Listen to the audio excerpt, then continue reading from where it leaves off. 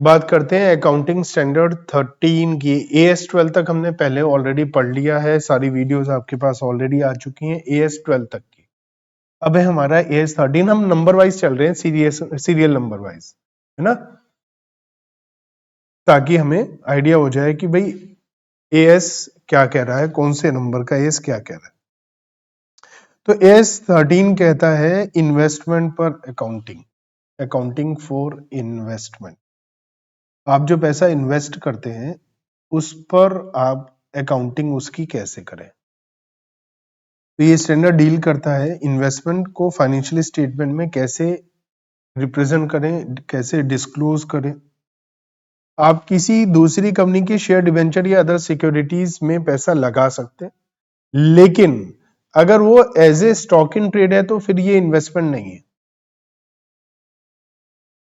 क्यों? क्योंकि फिर वो AS2 में आएगा, स्टॉक इन ट्रेड है वो। अगर आपका बिजनेस नहीं है, आप शेयर ब्रोकर नहीं है, आप नॉर्मल इन्वेस्टर हैं, तो ही हम AS 13 में आएंगे दूसरी कंपनी के शेयर डिवेंचर या अदर सिक्योरिटी खरीदने पर।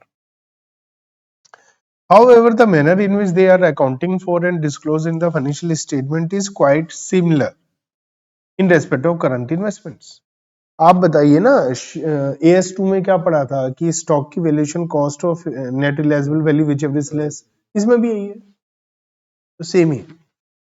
अकॉर्डिंगली जो प्रोविजन है वो लगभग करंट इन्वेस्टमेंट पर एप्लीकेबल होते हैं और स्टॉक इन ट्रेड पर भी लगभग वही सारी बातें अप्लाई होती है। ये स्टैंडर्ड किन बातों के बारे में डील नहीं करता है? The basis for recognition of interest, interest को कब और कैसे रिकॉग्नाइज करें। क्यों? क्योंकि AS 9 है ना उसके लिए, रिवेन्यू रिकॉग्निशन।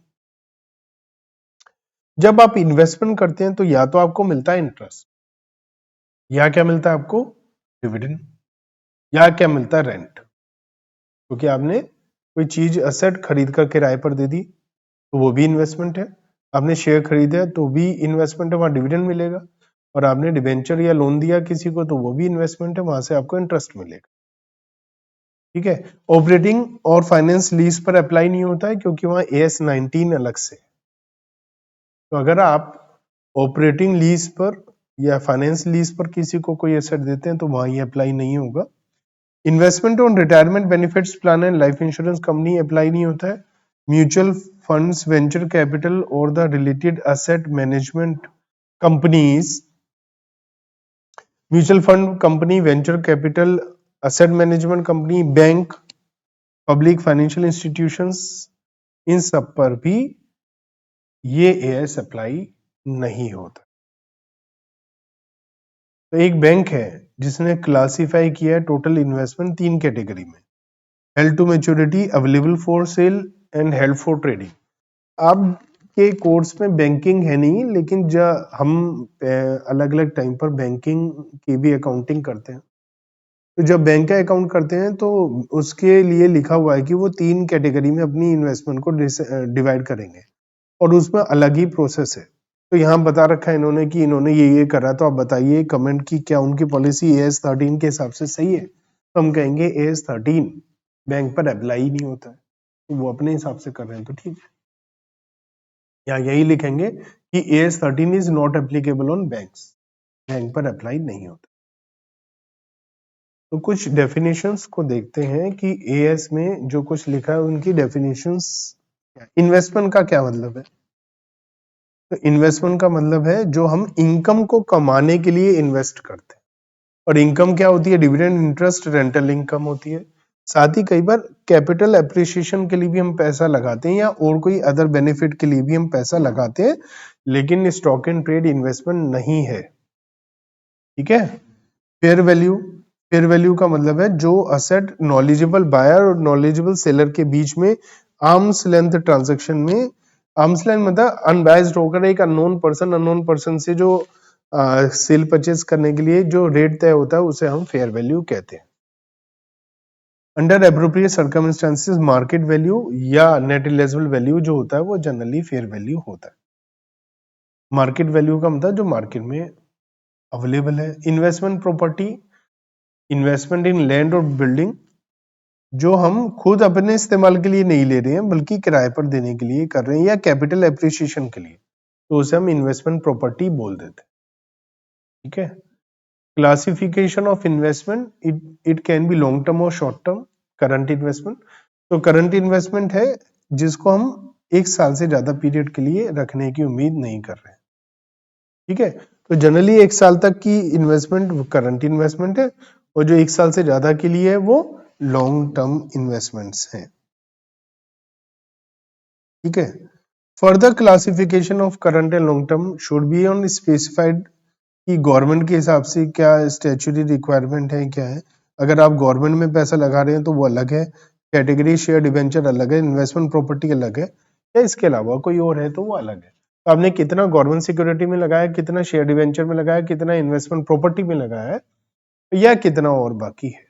तो अब सवाल ही होता है कॉस्ट क्या आएगी इन्वेस्टमेंट की, तो लगभग AS2 वाला ही है जो हमारी कॉस्ट आती है स्टॉक को जैसे बनाने में या खरीदने में, वही हमारी कॉस्ट ऑफ इन्वेस्टमेंट भी होती है। तो कॉस्ट ऑफ इन्वेस्टमेंट में एक्विजिशन चार्जेस जैसे कोई टैक्सेस, ब्रोकरेज फीस, ड्यूटी वगैरह, ये सारी चीजें इसमें कॉस्ट में इंक्लूड हो जाएंगी। जैसे आपने लॉन्ग टर्म डिपॉजिट 200 लाख रुपए का लिया, लेकिन उसमें 1 लाख रुपए की ब्रोकरेज थी, तो 201 लाख रुपए की कॉस्ट ऑफ इन्वेस्टमेंट है। ठीक है। Investment is acquired by issue of share और अदर सिक्योरिटी। मान लिया आपने कुछ इन्वेस्टमेंट खरीदी और अपनी तरफ से, मान लिया आपने किसी कंपनी के शेयर खरीदे और खुद के अपने डिवेंचर दे दिए। If an investment is acquired और partly acquired by issue of share और other security, the acquisition cost is the fair value of security issued. क्योंकि ये आपके पास है, आप अपनी सिक्योरिटी इशू कर रहे हो, उसका रेट आपको पता है ना। और ये फेयर वैल्यू जरूरी नहीं है कि नॉमिनल वैल्यू के इक्वल हो, कम या ज्यादा हो सकती है। अगर इन्वेस्टमेंट खरीदी और असेट दिए, तो इन्वेस्टमेंट को आपने खरीदा है और आपने कोई एसेट दी है ना, तो जो असेट आपने दी है उसकी फेयर मार्केट वैल्यू, अगर उससे ज्यादा अच्छी फेयर मार्केट वैल्यू जो इन्वेस्टमेंट ले रहे हो उसकी ज्यादा अच्छी फेयर मार्केट वैल्यू पता है, तो वो रीजन बीइंग, देखिए जो अगर आप इन्वेस्टमेंट खरीद रहे हो और इन्वेस्टमेंट दे रहे हो तो इन्वेस्टमेंट की एक मार्केट वैल्यू होती है, लेकिन इन्वेस्टमेंट खरीद रहे हो और एक पुरानी एसेट दे रहे हो, पुरानी एसेट की मार्केट वैल्यू बहुत अच्छी नहीं होती, कई बार तो होती नहीं है। तो पुरानी एसेट दे रहे हो, पुराना रेफ्रिजरेटर दिया, उसकी कोई एक्टिव मार्केट नहीं है, तो उससे ज्यादा आपको ये पता है जो इन्वेस्टमेंट ले रहे हो उसकी मार्केट ज्यादा एविडेंट है, तो वो interest, dividend and rental receivables in connection with investment, उसे हम जनरली इनकम मानते हैं क्योंकि वो इनकम है आपकी। However in some circumstances वो रिकवरी ऑफ कॉस्ट होती है और उसको हम पार्ट कॉस्ट का मानते हुए रिवर्सल आया है, ना कि इनकम। फॉर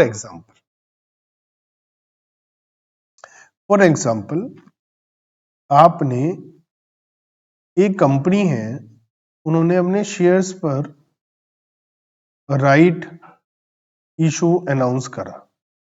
राइट इशू क्या होता है, मार्केट वैल्यू मान लिया 500 है, उन्होंने राइट इशू बोला है 300 रुपए में हम शेयर देंगे, है ना, एक शेयर के बदले में एक 300 में देंगे, तो 500 शेयर पे 200 रुपए का तो फायदा सीधा ही हो रहा है आपको, 500 वाला शेयर 300 में और मिल जाएगा अगर आपके पास शेयर है। तो मैं आपके पास आया, मैंने कहा मुझे शेयर बेच दो 500 में, आप कहोगे ऐसे थोड़ी ना बेच देंगे 500 में, तो 200 का फायदा हो रहा है, उन्होंने कहा 600 में बेचेंगे, मैंने 600 में खरीद लिया। अब जब मुझे फायदा मिलेगा राइट इशू का, तो मैंने जो फायदा मुझे वापस मिला वो मैंने एक्स्ट्रा भी तो दिए, 500 वाला शेयर मैंने 600 में क्यों लिया आपसे एकदम, या शेयर का प्राइस एकदम बढ़ जाएगा।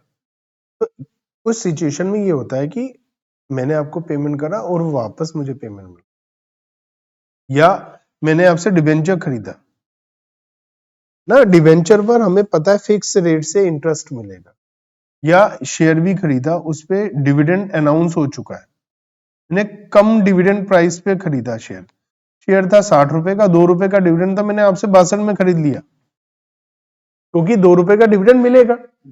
अब जब डिविडेंड मिला तो मैंने जो 62 खर्च करे थे उसमें से 2 रुपए वापस मिले मुझे, तो मुझे फिर bank account debit to dividend और डिविडेंड टू P&L एंट्री नहीं बनानी है, ठीक है ना। तो ऐसी सिचुएशन में मुझे क्या करना है, मुझे क्या करना है कि मुझे एंट्री बनानी है bank account debit to investment, क्योंकि जो मैंने पैसा दिया वही पैसा वापस मिल रहा है। तो वही बात यहां बताई जा रही है। For example, when unpaid interest has accrued before the acquisition of interest bearing asset, जैसे मैंने डिवेंचर खरीदे और डिवेंचर पे इंटरेस्ट ड्यू है, मुझे पता है कि खरीदने के 2 दिन बाद इंटरेस्ट मिलेगा, तो जो मुझे बेच रहा है उन्होंने मेरे को ज्यादा पैसा मेरे से चार्ज किया, तो वो जो वापस इंटरेस्ट मिल रहा है वो इनकम नहीं है मेरी, वो मेरा जो परचेस प्राइस बढ़ा था वो वापस आया, and therefore included in the price paid for the investment. The subsequent receipt of interest is allocated between pre-acquisition and post-acquisition period. आपको याद हो, आपने एक चैप्टर पढ़ा था होल्डिंग कंपनी, उसमें प्री डिविडेंड के लिए आप एंट्री क्या बनाते थे, bank account debit to investment, ना कि bank account debit to dividend, याद है उसमें। तो bank account debit to investment क्यों एंट्री बनाते थे, क्योंकि वो प्री पीरियड का होता था, वही लिखा है जो प्री पीरियड का है, जिस दिन आपने खरीदा उससे पहले का जो भी डिविडेंड इंटरेस्ट है वो सब प्री पीरियड का है और वो आपकी कॉस्ट में से लेस होगा। When dividend on equity is declared from the pre-acquisition profit, तो जो प्री पीरियड का डिविडेंड है वो बाद में आपको मिलेगा, तो वो हमेशा आप क्या करेंगे, प्री का हमेशा आपको पता है तो कॉस्ट में से ही लेस करेंगे। ऐसे प्री एक्विजिशन इंटरेस्ट है वो भी आप ऐसे ही करेंगे, अगर आपने खरीदते समय उसकी एक्स्ट्रा पेमेंट करी है तो अब कॉस्ट से ही लेस होगा। डिविडेंड भी यही है ना। राइट शेयर के लिए मैंने आपको बताया, उसके लिए भी यही बात है कि when right are offered and cost of right is added to the carrying amount of original holding, ना, if rights are not subscribed for but are sold in the market, the sale proceed to, यहां पर अब right देखो दो बात होती है, एक होता है सेल ऑफ राइट, एक होता है सेल ऑफ राइट शेयर्स, दोनों अलग अलग बात है। राइट शेयर में आपने पहले खरीदे फिर बेचे, वो होता है सेल ऑफ राइट शेयर। एक होता है sale of right. Sale of right क्या है, मेरे पास 2000 शेयर है, राइट अनाउंस हुआ और मेरे को एक के बदले में एक 2000 शेयर का राइट है मेरे पास, मतलब मैं चाहूं तो मैं 2000 शेयर खरीद सकता हूं और वो शेयर का प्राइस 500 की जगह मुझे 300 में मिल जाएगा। और फिलहाल मेरा खरीदने का मूड नहीं है या मेरे पे पैसे नहीं है, मेरा एक जानकार दोस्त है, मैंने उससे मेरी बात हुई, बातचीत में मैंने कहा मेरे पास इसके शेयर्स हैं और मेरे पास राइट आया हुआ है, 2000 शेयर मैं खरीद सकता हूँ। उन्होंने कहा मैं खरीद लेता हूँ, शेयर होल्डर मैं हूँ। वो कह रहा है मैं खरीद लेता हूँ। मैंने कहा खरीद ले भाई, मुझे 50 रुपए दे दे तू, 2000 शेयर के हिसाब से 2000 इंटू 50, 1 लाख रुपया मुझे दे दे, उसके बाद मैं लिख कर दे देता हूं, तू खरीद ले कंपनी से शेयर। तो यह है सेल ऑफ राइट। एएस कहता है सेल ऑफ राइट P&L में डालो, ठीक है। तो सेल ऑफ राइट कहां जाएगा, P&L, ठीक, क्लियर। लेकिन लेकिन लेकिन अगर आपने इन्वेस्टमेंट खरीदी कम राइट बेसिस पर, ठीक है, मैंने राइट अनाउंस होने के बाद में शेयर खरीदे, ठीक है, और फिर and the market value of investment immediately after the X right is lower than the cost for which they are acquired। देखो जैसे ही राइट अनाउंस हुआ मैंने शेयर खरीदे और बाद में राइट होने के बाद शेयर का प्राइस कम हो गया, तो उस सिचुएशन में जो मेरा सेल ऑफ राइट है वो P&L में नहीं जाना चाहिए, मेरा कहां जाना चाहिए sale of right, carrying amount में, लेकिन उतना जितना वैल्यू कम हुई। एग्जाम्पल मैंने 20,000 के शेयर खरीदे कम राइट बेसिस पर, मतलब राइट का अमाउंट इसमें इंक्लूड है, मैंने राइट बेच दिया 3,000 में, सेल ऑफ राइट कितना है 3,000। अगर आप उसे बोलते हैं एक्स राइट, मतलब राइट अनाउंस होने के बाद एक्स राइट प्राइस अगर इसका 17,000 या कम हो जाता है, तो इसका मतलब मुझे ये 3,000 रुपए की एंट्री बनानी चाहिए, इन्वेस्टमेंट में डालना चाहिए, मुझे एंट्री बनानी चाहिए bank account debit to investment 3,000, क्योंकि मैंने 3,000 रुपए बेचा है, राइट, और मेरे इन्वेस्टमेंट का रेट कम हो गया, मैंने महंगा खरीदा था इन्वेस्टमेंट। लेकिन अगर मान लिया सेल ऑफ राइट के बाद मेरा प्राइस होता है 19,000, तो मुझे मिले 3,000, इसका मतलब 20,000 के 20,000 क्या है, कम राइट प्राइस। 20,000 क्या है, कम राइट प्राइस, और एक्स राइट प्राइस 19, इसका मतलब इसमें राइट की अमाउंट 1,000 है बस, और मुझे मिले 3,000, तो 1,000 रुपए मैं कहां डालूंगा, इन्वेस्टमेंट में, और बाकी पीएनएल में डालूंगा 2,000, क्योंकि मेरा 2,000 का प्रॉफिट हो। और मान लिया राइट का पैसा कम ही नहीं हुआ, शेयर का प्राइस एक्स राइट भी 20,000 है, 21,000 है, तो फिर इसका मतलब मुझे पूरे के पूरे पीएनएल में डालने, क्योंकि मैंने जब खरीदा जब कुछ है ही नहीं, है ना। तो ये वाली बातें ध्यान रखनी, ये सारी चीजें यहां पर लिखा हुआ है, यही बात लिखी। कॉस्ट ऑफ इन्वेस्टमेंट में क्या ऐड होगा, जितने में खरीदा, चार्जेस, फेयर वैल्यू, जो हमने कोई अपनी तरफ से सिक्योरिटी इशू करी है तो वो ऐड हो जाएगा, कोई एसेट दी है तो वो, नहीं तो जो इन्वेस्टमेंट आई है जो भी ज्यादा क्लियरली एविडेंट हो, है ना, कुछ जो राइट शेयर खरीदे हैं वो किस चीज से कम होगा, प्री पीरियड का इंटरेस्ट, प्री पीरियड का डिविडेंड, या हमने कम राइट बेसिस पे खरीदा, और बाद में यही जो बात मैंने सारी समझाई वो लिखने में ज्यादा टाइम लग गया, कि आफ्टर एक्स राइट जितना वैल्यू डिक्रीज हुआ उतने तक का सेलिंग प्राइस हम रिड्यूस कर देंगे इन्वेस्टमेंट की कॉस्ट में, ठीक है ना।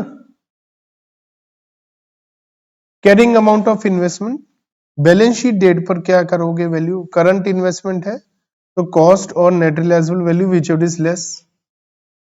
कैरिंग अमाउंट में क्या आएगा, करंट इन्वेस्टमेंट है तो lower of cost of fair market value, है ना। अब लिखा है any reduction to fair value is debited to PNL. अब मान लिया आपकी वैल्यू कम हो गई, तो जो लॉस हो गया वो कहां डालोगे, पीएनएल में, है ना। और बाद में वैल्यू बढ़ गई, लिखा है however the fair value of investment is increase subsequently the increase in value of current investment up to the cost of investment is credited to PNL account and excess portion if it should be ignored. ये कह रखा है कि जितना loss पहले आप PNL में debit में डाल चुके हो उतना प्रॉफिट तो क्रेडिट में डाल दो, उससे ज्यादा नहीं, इसका मतलब कॉस्ट से ज्यादा कभी मत बढ़ाओ। मान लिया मेरी असेट है 20,000, फेयर वैल्यू हो गई 17, मैंने कहा डाल दिया, पीएनएल में, कितना, कल को फेयर वैल्यू हो गई 18 है, तो मैं 1,000 रुपए पीएनएल के क्रेडिट में डाल दूंगा। फिर वैल्यू हो गई 21, तो मैं 2,000 रुपए पीएनएल के क्रेडिट में डाल के इसे 20 करूंगा, 20 से ऊपर नहीं बढ़ाऊंगा, कॉस्ट से ऊपर नहीं जाने दूंगा, 20 पे रुक जाऊंगा, उसके बाद इग्नोर कर दूंगा। पहली बार ही मेरी फेयर वैल्यू 21,000 हो गई, इग्नोर, है ना, क्योंकि विच एवर इज लेस। जो वैल्यूएशन होगी ओवरऑल या ग्लोबल बेसिस पर होगी, ये नहीं होगा आप दो इन्वेस्टमेंट को रिवैल्यू करो और 4 को नहीं कर, ऐसा नहीं होगा, ठीक है। लॉन्ग टर्म इन्वेस्टमेंट है तो ये कैरिड होती है एट कॉस्ट, ठीक है, किस पर, कॉस्ट। लेकिन परमानेंट डिक्लाइन है, परमानेंट डिक्लाइन या परमानेंट इंक्लाइन है, परमानेंट डिक्लाइन के केस में आपको क्या करना है, उसकी वैल्यू कम कर सकते हो। जनरली तो कॉस्ट पे दिखाओगे, जनरली कॉस्ट पर ही आएगा, लेकिन अगर लिखा डिक्लाइन है अदर देन टेम्परेरी, मतलब परमानेंट डिक्लाइन है, तो आप पीएनएल में डाल दो, लॉस को और वैल्यू को कम कर दो। और अगर बाद में जाके वैल्यू बढ़ जाती है तो वही जितना बड़ा है रिवर्सल पीएनएल में कर सकते हैं आप। वैल्यूएशन आप determine on an individual investment, ये वैल्यूएशन आप इंडिविजुअल बेसिस पे कर सकते हो, क्योंकि वो किसी पर्टिकुलर इन्वेस्टमेंट से रिलेटेड ही वो बात होगी। तो करंट इन्वेस्टमेंट को आप overall basis is not considered appropriate, एक एक को अलग अलग करो, ठीक है। मतलब आपके पास 8-10 असेट है, तो आप ये नहीं करो 8-10 असेट की कॉस्ट, 8-10 असेट की फेयर मार्केट वैल्यू जो भी कम है ना, एक एक की कॉस्ट फेयर मार्केट वैल्यू जो भी कम है, कॉस्ट फेयर मार्केट वैल्यू जो भी कम है, कॉस्ट फेयर मार्केट वैल्यू जो भी कम है, ऐसे अलग अलग, टोटल मार्केट ग्लोबल बेसिस पर नहीं। ठीक है। Sometimes the concern of enterprise में with the value of category है तो फिर आप कैटेगरी वाइज कर सकते हो, जैसे हमने S2 में भी पढ़ा था, सेम बातें हमने पढ़ी थी, कैटेगरी वाइज कर सकते हो ना। इन्वेस्टमेंट में भी category lower cost category wise, मतलब इक्विटी शेयर को अलग कर लो, प्रेफरेंस को अलग, डिबेंचर को अलग, लेकिन ज्यादा अच्छा क्या है, इंडिविजुअली ही करना ज्यादा अच्छा है। ये साफ साफ कह रहे हैं इंडिविजुअली करो, इंडिविजुअल करो। Any reduction to fair value is debited to P&L. However, if fair value is increased subsequently, the increase in the value of up to the cost of जो रिड्यूस हुई थी उतनी P&L में डाल सकते हो, है ना। और उससे ज्यादा है तो इग्नोर मार दो। Long term investment cost per ही आती है जनरली, है ना, और इंडिविजुअल बेसिस पर ही आती है। और जब टेम्परेरी से अलग वैल्यू डिक्लाइन होती है तो हम उसे P&L से चार्ज करते हैं। ये सारी बातें लिखी है, ठीक है। Example of decline other than temporary क्या है, कंपनी जिसमें इन्वेस्टमेंट करी है वो cash operating losses which has resulted in reduction of net worth, मतलब उन्हें लॉस ही लॉस चल रहा है और नेटवर्थ भी उनकी डाउन हो गई है, तो परमानेंट डिडक्शन है, रिडक्शन, उनकी हालत खराब है कंपनी की, है ना। कोई न्यू रेगुलेशन आया जिससे उसकी वर्किंग पर नेगेटिव इम्पैक्ट आया और हमें पता है कि अब ये कंटिन्यू रहेगा। मान लिया हमारी कंपनी है प्लास्टिक के बैग बनाती है और गवर्नमेंट ने कह दिया कि अब प्लास्टिक बैग बैन हो जाएंगे, हमें पता है कि अब उसकी परमानेंटली वैल्यू डाउन हो गई। सिग्निफिकेंट रिडक्शन, अब हमारा हमने 100 रुपए का शेयर खरीदा था, आज की डेट में मार्केट में 2 रुपए का है, और आप कह रहे नहीं जी परमानेंट नहीं है, ऐसे कैसे नहीं है परमानेंट, 100 का शेयर 2 रुपए का हो गया तो खत्म करो ना उसको। An unquoted long term investment book पे हम 2 लाख की कॉस्ट में दिखा रहे हैं, तो पब्लिश अकाउंट जो थे मई में उसमें दिखाया गया था कि उन्हें लॉस हो रहा है और मार्केट वैल्यू 20,000 ही रह गई बस। तो भैया ये तो परमानेंट लग ही रहा है, तो आपको क्या करना है, आपको इसे रिड्यूस कर देना चाहिए 20,000 रुपए में और P&L में ट्रांसफर कर देना, ठीक है ना। कहानी जो पूरी लिखनी है एग्जाम में वो आपके सामने है, लेकिन मुद्दे की बात यही है, ठीक है। इलस्ट्रेशन नंबर 2, अगर आप एएस के क्वेश्चंस में पूरी प्रॉपर थ्योरी नहीं लिखेंगे तो मार्क्स नहीं मिलेंगे। एक्स लिमिटेड ने एक इन्वेस्टमेंट करी 600 लाख रुपए की इक्विटी शेयर में, 50% इसमें लॉन्ग टर्म कैटेगरी के और बाकी टेम्परेरी, तो 300 लाख लॉन्ग टर्म व्यू से रखे हैं और 300 लाख इन्होंने करंट के हिसाब से रखे। ईयर एंड में इस 600 लाख की वैल्यू 200 लाख रह गई क्योंकि कॉपीराइट लॉस्ट हो गया उनका, है ना। तो ये है कि टेम्परेरी तो है नहीं, तो आप क्या करोगे, तो भैया जो करंट है वो भी और जो लॉन्ग टर्म है वो दोनों की वैल्यू कम कर दो और दोनों को 100 लाख में दिखा दो, ठीक है ना। तो यहां लिखा है इन्वेस्टमेंट 600 लाख करा है, 50% लॉन्ग टर्म है ना, 300, ठीक है। और वैसे तो आपके पास ये ईयर एंड 3 महीने का ही है ना, लेकिन आपने इंटेंशन पहले बता दी कि आप लॉन्ग टर्म रखना चाहते हैं ना, तो उसकी जो गिवन सिचुएशन उसकी लॉन्ग टर्म की वैल्यू भी 100 लाख है और लॉन्ग टर्म और शॉर्ट टर्म दोनों की 100 लाख है ना। तो जो शॉर्ट टर्म है वो तो हमें करंट इन्वेस्टमेंट है, वो तो lower of cost of fair market value होता ही है, इस हिसाब से वो तो 100 लाख का हो ही जाएगा, और जो 200 लाख का लॉस है P&L में ट्रांसफर हो जाएगा। करंट इन्वेस्टमेंट की तो कोई बात ही नहीं है ना। लॉन्ग टर्म के लिए ये कहता है यूजुअली कॉस्ट पर है, लेकिन अगर डिक्लाइन परमानेंट है तो उसकी भी वैल्यू कम कर दो।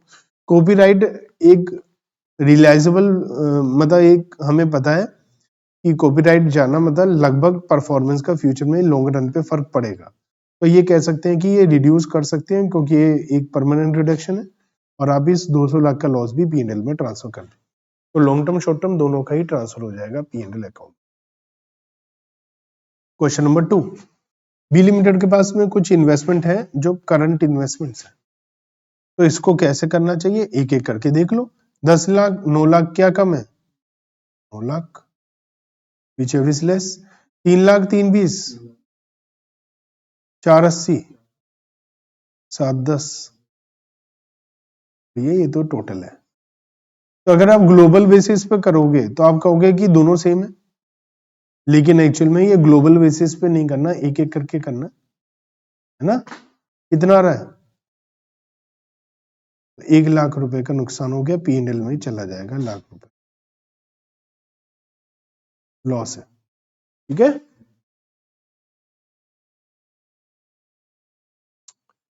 Investment properties. An investment properties is an investment in land building that are not intended to be occupied substantially। तो इन्वेस्टमेंट प्रॉपर्टी जो है वो ऐसी है जो हम खुद के यूज करने के लिए नहीं कर रहे हैं, है ना, या तो कैपिटल एप्रिसिएशन या रेंटल वगैरह के लिए ले रहे हैं। तो उसके लिए हमारा कॉस्ट मॉडल ही रहेगा जो प्रॉपर्टी प्लांट एंड इक्विपमेंट में रहता है। ठीक है, the cost of any share in the cooperative society और company the holding of which is directly related to right to hold the properties added to the carrying, मतलब वही है जो हमारी कॉस्ट है। क्वेश्चन नंबर 3 की बात करते हैं। सी लिमिटेड ने 10 लाख रुपए सब्सक्राइब किए, 1 लाख इक्विटी शेयर 10 रुपए के हिसाब से खरीदा डी लिमिटेड में, दोनों ही सेम मैनेजमेंट में। शेयर ऑफ डी लिमिटेड अब 4.5 रुपए का रह गया। ओहो, 10 से 4.5, 10 लाख रुपए में से 4.5 रह गए, 5.5 लाख तो डूब गए। अब ये मैनेजमेंट 10 लाख में अभी भी दिखा रहे हैं। ठीक है, और ये कह रहे हैं कि decrease in the market value reference to only imaginary losses because C limited to go in the sale in any way, comment on the contention and do not agree. तो भैया सीधी सी बात है, ये जो कह रहे हैं कि 4.5 का है और आप कितने पे दिखा रहे हो? 10 लाख पे। अगर आपको लगता है कि भैया ये परमानेंट नहीं है तब तो ठीक है, कोई दिक्कत नहीं है, है ना। तो अगर, लेकिन अगर ये परमानेंट है तो आपको लॉस P&L में दिखाना होगा और 5.5 लाख का लॉस आपको P&L में डालना पड़ेगा। ठीक है, तो अगर परमानेंट है, लगता है कि अब इसमें रिकवर नहीं कर सकते, तो आपको ये कोई रीजन नहीं हुआ कि ये इमेजिनरी लॉस है क्योंकि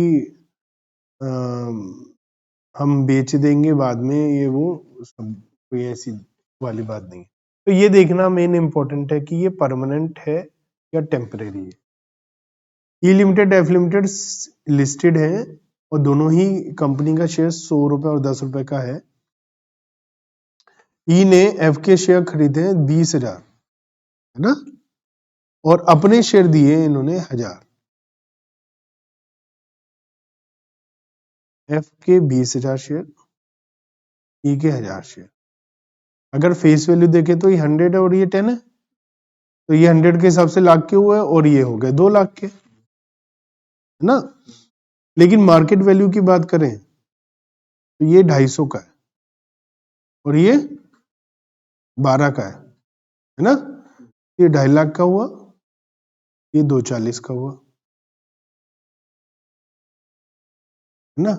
find the carrying amount of the investment in the balance sheet. तो हमने क्या बात करी थी कि जब हम इशू करते हैं तो ऐसी सिचुएशन में क्या प्राइस दिखाते हैं, जो हम अपनी इन्वेस्टमेंट दे रहे हैं वो वाला प्राइस, है ना। तो यहाँ पर 5,000 रुपए का खर्चा भी हुआ है ना। तो अगर ये लॉन्ग टर्म है तो लॉन्ग टर्म है तो हमारी कॉस्ट क्या है, 250 प्लस 5,000, 5,000 का खर्चा हुआ, 2,55,000 है। अगर ये लॉन्ग टर्म है तो कॉस्ट पे दिखाएंगे 2,55,000, है ना। लेकिन अगर ये करंट इन्वेस्टमेंट है तो करंट इन्वेस्टमेंट में क्या होता है, कॉस्ट 255 है लेकिन फेयर मार्केट वैल्यू क्या है, 240। तो जो भी कम हो 240 पे ही आएगा अल्टीमेटली, तो 240 पे दिखा देंगे। ठीक है, क्वेश्चन नंबर 5। जी लिमिटेड ने कुछ साल पहले 1000 शेयर खरीदे थे 28 के हिसाब से। इस साल इन्हें राइट शेयर्स मिले 5 के बदले में 3, 45 रुपए के हिसाब से। और find the carrying amount of investment if right issue is subscribed by G limited in full. Carrying amount of investment, तो इनके पास 1000 शेयर है ना, तो कितने का है 28, 28,000 रुपए के, तो ये इनके शेयर्स है। राइट कितने के हैं, राइट तो 1000 है, 5 के बदले में 3, 600 शेयर का राइट है इनके पास। तो 600 शेयर का राइट इन्होंने खरीद लिया है, कितने में, कितने में खरीदा, 600 इंटू 45, 27,000। तो ये इनका जो है 28,000 का वो है, 27 ये, तो टोटल 55,000 रुपए की कॉस्ट ऑफ इन्वेस्टमेंट हो जाएगी फर्स्ट पार्ट में। ठीक है, सेकंड पार्ट में है कि इन्होंने राइट को बेच दिया है ना। तो जो इन्होंने बेचा है, कॉस्ट है 28,000, जो राइट मिला, ये कम राइट बेसिस पे तो शेयर खरीदने थे, कुछ साल पहले के खरीदे हुए, अब ये भी हाल फिलहाल में तो खरीदे नहीं है। तो सेल ऑफ राइट P&L में जाएगा, इनकम है, क्रेडिट में जाएगा, 10 रुपए के हिसाब से 6,000 रुपए P&L में डाल देंगे, हमारी इन्वेस्टमेंट 28,000 की रहेगी। थर्ड पॉइंट,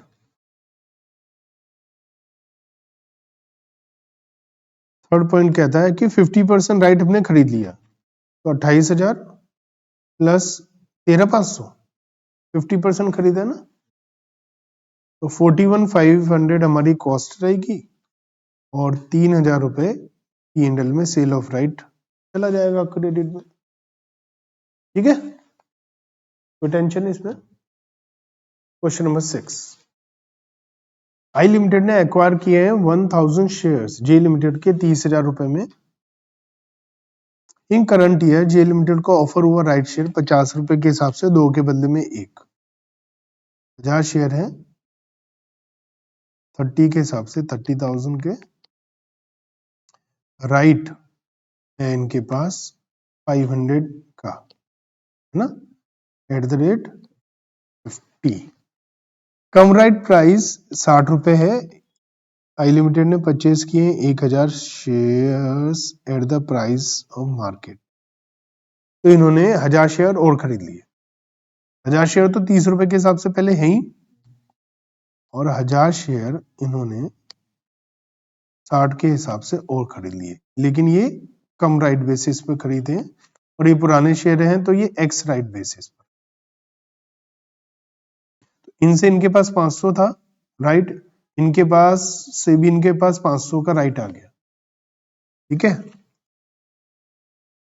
इन्होंने 25% राइट एंटाइटलमेंट को सेल कर दिया, है ना, 10 रुपए के हिसाब से, और रिमेनिंग इन्होंने खरीद लिया खुद ही। तो हमें बताना है साल के अंत में क्या होगा। देखो, ये तो ये 30,000 की इन्वेस्टमेंट है, ये 60,000 की इन्वेस्टमेंट इन्होंने और खरीद ली, तो इनकी जो इन्वेस्टमेंट हो गई 90,000 की इन्वेस्टमेंट हो गई। अब इन्होंने करा है सेल ऑफ राइट 25%, है ना, तो 25%, इनके पास 500 ये और 500 ये, इनके पास 1000 राइट थे, इसका 25%, तो 250 राइट सेल करें एट द रेट 10, 2500 के राइट सेल करें। लेकिन जो ये 2500 का इन्होंने राइट सेल करा है, और बाकी के कितने शेयर हैं 750, ये खरीद लिए इन्होंने 50 रुपए के हिसाब से, तो कितने के खरीद लिए 37,500। अब इनके पास 500 अभी भी कम राइट वाले शेयर हैं, और इन्होंने राइट बेचे हैं 250, तो यही बोला जाएगा ना भाई, अभी अभी कम राइट खरीदे और 250 राइट बेचे हैं, तो इसी में से ही बेचे हैं। तो ये जो 2,500 रुपए ये हमारी कॉस्ट को रिड्यूस कर देंगे ना। ठीक है, तो नई इन्वेस्टमेंट कितने की हो जाएगी, 90,000 माइनस 2,500 प्लस 37,500, कितना हो गया 1,25,000। ऑल्टरनेटिवली आप ये कह सकते थे कि भैया मेरे पास आधे शेयर एक्स राइट वाले हैं, आधे शेयर कम राइट वाले हैं, तो मैंने आधे उसमें से आधे इसमें से बेचे। लेकिन भैया अभी ये सेंस नहीं है, क्यों, क्योंकि अभी अभी आपने 1000 शेयर खरीदे हैं कम राइट, और उसमें से राइट बेचा, तो ये तो माना जाएगा इसमें से ही बेचा है आपने। और आप अपना फायदा करो ना, जब ऑप्शन आपके पास है, आप क्यों पीएनएल में डाल के अपनी टैक्स लाइबिलिटी बढ़ाओगे? आप तो अपनी कॉस्ट को कम करो ना। डिस्पोजल ऑफ इन्वेस्टमेंट, तो डिस्पोजल ऑफ इन्वेस्टमेंट मतलब जब आप सेल करेंगे तो क्या होगा, जब भी सेल करने पे प्रॉफिट लॉस होगा उसे पीएनएल में डालेंगे आप। इन्वेस्टमेंट को बेचने पर प्रॉफिट लॉस होता है, कहां जाता है? पीएनएल अकाउंट में। अब आपके पास शेयर्स है, आपने बेचे और 4 बार खरीदे थे, तो फीफो मेथड लगाएं, लीफो लगाएं, कौन सा? तो ये कहता है सीधा सा सीधा, अगर आपने पार्ट बेचा है तो आप वेटेड एवरेज मेथड लगाओ। अब ये नहीं कहो फीफो लगाओ, ये एएस कहता है, फीफो नहीं, ये एएस कहता है कि आप लगाओ भैया average method. In respect of shares, debenture, other security, अगर आपके पास स्टॉक इन ट्रेड है तो आप AS2 के हिसाब से उसमें FIFO, weighted average, specification, specific identification method, वो आपकी मर्जी, आप AS2 के हिसाब से चलो। लेकिन AS13 कहता है कि आपको एवरेज मेथड ही लगाना। याद रखिएगा, एग्जाम में क्वेश्चन आता है, कुछ नहीं कहा तो आप हमेशा एवरेज मेथड ही लगाएंगे। के लिमिटेड ने 5000 शेयर खरीदे हैं, 80 रुपए के हिसाब से ब्रोकरेज दिया 3%, कितना हो गया? 5000 इंटू 80, कितना हो गया? Plus brokerage 3%, 12,000। ठीक है, तो 4,12,000 हो गया। फिर इन्होंने 3,000 खरीदे हैं 90, कितने का हो गया? 2,70,000। ब्रोकरेज 3%, 5100, नहीं 8100, सॉरी। तो टोटल हो गया, तो टोटल कॉस्ट कितनी हो गई? 6,90,100। आफ्टर सम टाइम इनने बोनस शेयर मिला है 4 के बदले में 1। तो यहां पर अगर मैं लिखूं शेयर्स, ये 5,000 है, ये 3,000 है ना, तो 8,000 शेयर्स हैं 6,90,100 के। बोनस शेयर मिले, बोनस शेयर की कॉस्ट क्या होती है? नील। 4 के बदले में 1 मिले तो 2,000 बोनस शेयर मिल गए, तो मेरे पास 10,000 शेयर 6,90,100 के हो गए। ठीक है, अब के लिमिटेड ने 7,000 शेयर बेच दिए, है ना, तो 3% का find out the carrying amount investment if 7,000 share जो है बोनस से पहले बेचे, है ना। तो अगर बोनस से पहले बेचिए तो इसका मतलब उसका रेट ये वाला है। मैं चलो हटा देता हूं, बोनस बाद में ऐड कर दूं, ये हमारे पास है ना। तो फर्स्ट पार्ट में सेलिंग प्राइस, तो क्या है सेलिंग प्राइस? 7,000 इंटू 70, कितना हो गया? याद करना, सेलिंग एक्सपेंसेस माइनस होते हैं, तो सेलिंग एक्सपेंसेस माइनस हो जाएंगे 3%, 4,90,000 का 3%, तो कितना हो गया?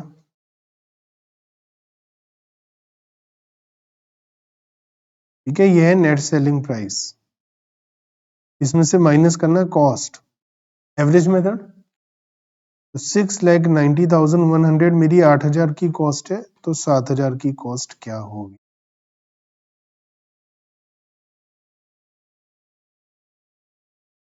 प्रॉफिट कितना होगा? लॉस, लॉस कितना होगा?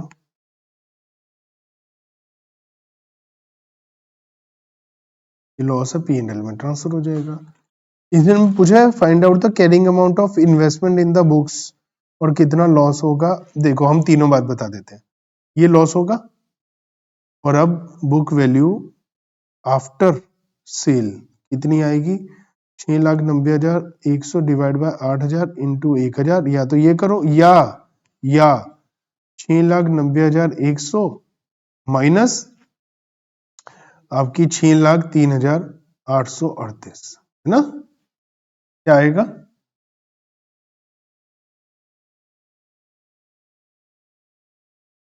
वो आएगा ना, वो राउंड ऑफ करा था ना, ये आ जाएगी बुक वैल्यू है ना। और शेयर्स कितने हैं आपके पास? 8,000 में से 7,000 बिक गए, 1,000। अब आपको बोनस मिलेंगे, बोनस मिलेंगे आपको 4 के बदले में 1, तो 250 शेयर बोनस मिलेंगे आपको। तो आपके पास 1250 शेयर 86,262 के होंगे अगर आप पहले ही बेच देते हो। अब दूसरा केस, अगर आप बाद में बेचते हो, है ना, बोनस मिलने के बाद, तो 6,90,100 जो थी कॉस्ट आपकी 10,000 शेयर की हो गई, है ना। अब सेलिंग प्राइस है आपका 4,75,300 और कॉस्ट है आपकी 6,90,100 डिवाइड बाय 10,000 इंटू 7।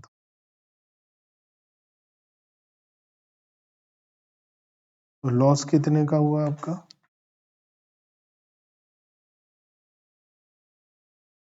7,770, ये लॉस हो गया, है ना। और आपकी बुक वैल्यू रह गई कितनी? 6,90,100 डिवाइड बाय 10,000 इंटू 3,000 लिख दो, या ऐसा लिख दो 6,90,100 माइनस 4,83,070 रुपए।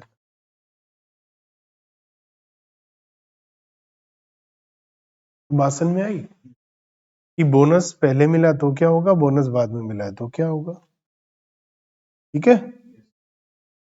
रिक्लासिफिकेशन ऑफ इन्वेस्टमेंट, हो सकता है पहले आपने शॉर्ट टर्म सोची हो, बाद में आपका मन करे लॉन्ग टर्म रखते हैं, लेकिन हो सकता है लॉन्ग टर्म रखी हो, आपने सोचा कि अब अभी से बेच देंगे तो वो शॉर्ट टर्म हो जाएगी, है ना। तो लॉन्ग टर्म से शॉर्ट टर्म होगी तो लॉन्ग टर्म कॉस्ट पर होती है, शॉर्ट टर्म करोगे तो दोनों में कंपैरिजन करो, कॉस्ट और carrying amount which ever is less और उसे कर दो।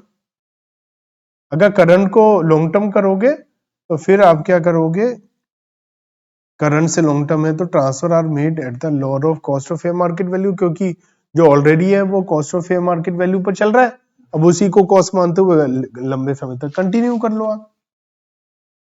एबीसी लिमिटेड है वो रिक्लासिफाई करना चाहते हैं, डिसाइड कर ए पोर्शन ऑफ करंट इन्वेस्टमेंट जो 20 लाख में खरीदी थी उसे रिक्लासिफाई कर रहे हैं लॉन्ग टर्म,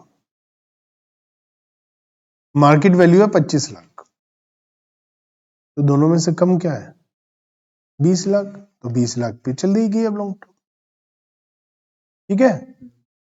अब लिखा है करंट 15 लाख है कॉस्ट, ठीक है, उसे लॉन्ग टर्म करना है और उसकी मार्केट वैल्यू 6.5 है ना, तो 6.5 पे दिखाओ उसे, 8.5 का लॉस P&L में डाल दो।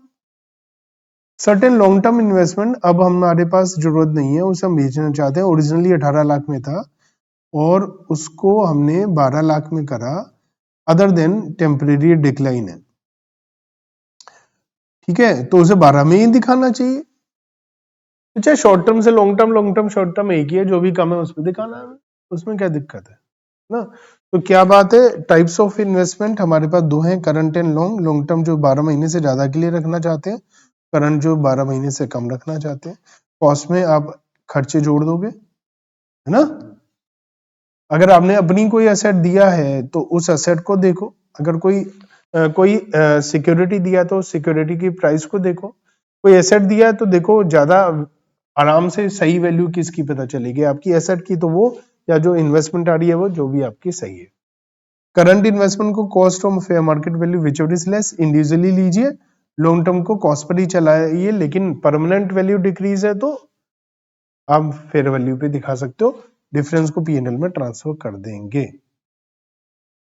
सेल करते हुए जो डिफरेंस है वो P&L में जाएगा और एवरेज प्राइस मेथड को लिखेंगे, और रिक्लासिफिकेशन में वही है, दोनों में से जो भी कम होगा, ठीक है। लेकिन लॉन्ग टर्म से शॉर्ट टर्म में जाने पर कॉस्ट ऑफ कैरिंग अमाउंट जो भी कम है, और करंट से लॉन्ग टर्म में फेयर वैल्यू और कॉस्ट जो भी कम। तो ये है कुछ इंपॉर्टेंट पॉइंट है, जैसे कि in case of current asset जो unrealised loss in value is recognised लेकिन अगर वैल्यू बढ़ जाएगी तो उसे P&L में नहीं डालेंगे। जो इनकम वगैरह है उसे P&L में क्रेडिट में डाल देंगे, है ना, लेकिन प्री पीरियड की इनकम को असेट की वैल्यू में डालेंगे, ठीक है।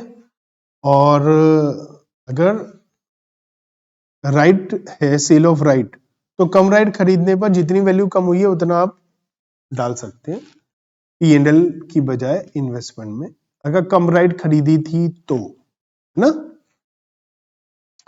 और जो है इन केस ऑफ करंट हमें कॉस्ट ऑफ रिलायजेबल वैल्यू को इंडिविजुअल बेसिस पर देखना चाहिए, ओवरऑल बेसिस पे कभी भी नहीं करेंगे। खरीदते समय खर्चों को जोड़ दिया जाता है, बेचते समय खर्चों को घटा दिया जाता है ना। और स्टॉक इन ट्रेड की तरह ट्रीट करेंगे अगर हमारा बिजनेस में नॉर्मली हम उसे सेल परचेज करते हैं। डिस्क्लोजर किस तरीके से रहेगी, तो आपको बताना है कि कैरिंग अमाउंट कैसे रखी हुई है आपने, और आपको बताना पड़ेगा P&L में कितना इंटरेस्ट डिविडेंड है, कितनी रेंटल इनकम आपने डाली है, कितना TDS है और कितना एडवांस टैक्स है ना। P&L में कितना डाला है, प्रॉफिट और loss on sale of asset और प्रॉफिट और loss sale of long term current investment सब डालना है। अगर ईयर एंड पर वैल्यूएशन फेयर मार्केट वैल्यू कम है तो जो लॉस डाला है वो भी आपको बताना पड़ेगा। Significant restriction on right of ownership, realisability of investment वगैरह वो सब बताना पड़ेगा।